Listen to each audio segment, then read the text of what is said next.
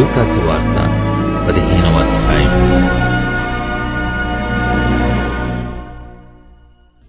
ఒకప్పుడు సమస్తమైన సుంకరులను పాపులను ఆయన బోధ వినుటకు ఆయన దగ్గరకు వచ్చుచుండగా పరిసయ్యులను శాస్త్రులను అది చూచి, ఇతడు పాపులను చేర్చుకొని వారితో కూడా భోజనము చేయుచున్నాడని చాలా సనుగుకొనిరి. అందుకాయన వారితో ఈ ఉపమానము చెప్పెను. మీలో ఏ మనుషునికైనను 100 గొర్రెలు కలిగి ఉండగా వాటిలో ఒకటి తప్పిపోయిన ఎడల అతడు 99 అడవిలో విడిచిపెట్టి తప్పిపోయినది దొరుకు వరకు దానిని వెదక వెళ్ళడా? అది దొరికినప్పుడు సంతోషముతో దానిని తన భుజముల మీద వేసుకొని ఇంటికి వచ్చి తన స్నేహితులను పొరుగువారిని పిలిచి, మీరు నాతో కూడా సంతోషించుడి, తప్పిపోయిన నా గొర్రె దొరికినదని వారితో చెప్పును గదా. అటువలే మారుమనస్సు అక్కరలేని 99 మంది నీతిమంతుల విషయమై కలుగు సంతోషము కంటే మారుమనస్సు పొందు ఒక్క పాపి విషయమై పరలోకమందు ఎక్కువ సంతోషము కలుగును. ఏ స్త్రీకైనను 10 వెండి నాణెములుండగా వాటిలో ఒక నాణెము పోగొట్టుకొంటే ఆమె దీపము వెలిగించి ఇల్లు ఊడ్చి అది దొరుకు వరకు జాగ్రత్తగా వెదకదా? అది దొరికినప్పుడు తన చెలికత్తెలను పొరుగువారిని పిలిచి, నాతో కూడా సంతోషించుడి, నేను పోగొట్టుకొనిన నాణెము దొరికినదని వారితో చెప్పును గదా. అటువలే మారుమనస్సు పొందు ఒక పాపి విషయమై దేవుని దూతల ఎదుట సంతోషము కలుగునని మీతో చెప్పుచున్నానెను.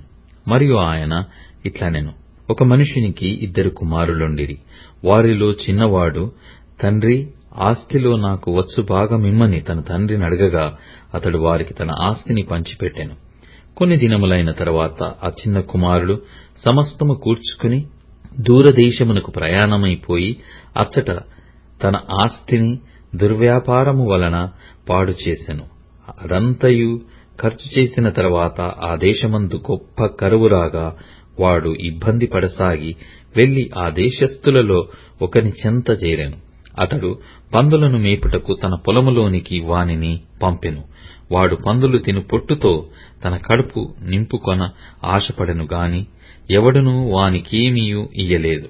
అయితే బుద్ధి వచ్చినప్పుడు వాడు, నా తండ్రి యొద్ద ఎంతో మంది కూలివాండ్రకు అన్నము సమృద్ధిగా ఉన్నది, నేనైతే ఇక్కడ ఆకలికి చచ్చిపోవుచున్నాను.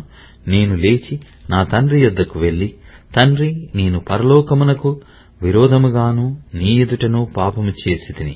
ఇక మీదట నీ కుమారుడనని అనిపించుకొనుటకు యోగ్యుడను కాను. నన్ను నీ కూలి వారిలో ఒకనిగా పెట్టుకొనుమని అతనితో చెప్పుదననుకొని లేచి తండ్రి యొద్దకు వచ్చెను.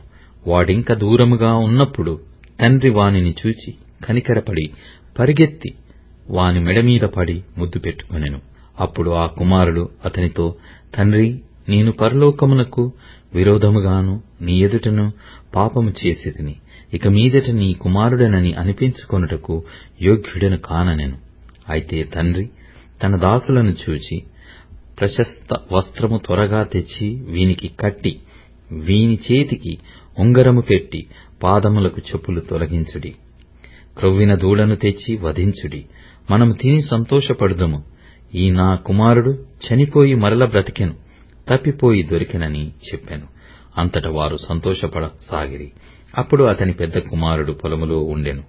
వాడు పొలము నుండి వచ్చుచు ఇంటి దగ్గరకు రాగా వాద్యములను నాట్యమును జరుగుట విని దాసులలో ఒకని పిలిచి, ఇవి ఏమిటని అడుగగా ఆ దాసుడు అతనితో, నీ తమ్ముడు వచ్చియున్నాడు.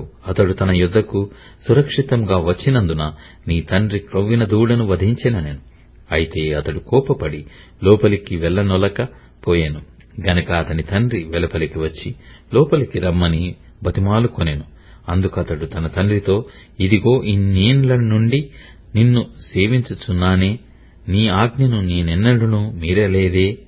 అయినను నా స్నేహితులతో సంతోషపడినట్లు నీవు నాకెన్నడూనూ ఒక మేకపిల్లనైనను ఇయ్యలేదే. అయితే నీ ఆస్తిని వేశ్యలతో తిని వేసిన ఈ నీ కుమారుడు రాగానే వీని కొరకు క్రొవ్విన దూడను వధించితివని చెప్పాను. అందుకతడు, కుమారుడా, నీవెల్లప్పుడూ నాతో కూడా ఉన్నావు, నావన్నీయు నీవి, మనము సంతోషపడి ఆనందించుట యుక్తమే. ఈ నీ తమ్ముడు చనిపోయి తిరిగి బ్రతికెను, తప్పిపోయి దొరికెనని అతనితో చెప్పెను.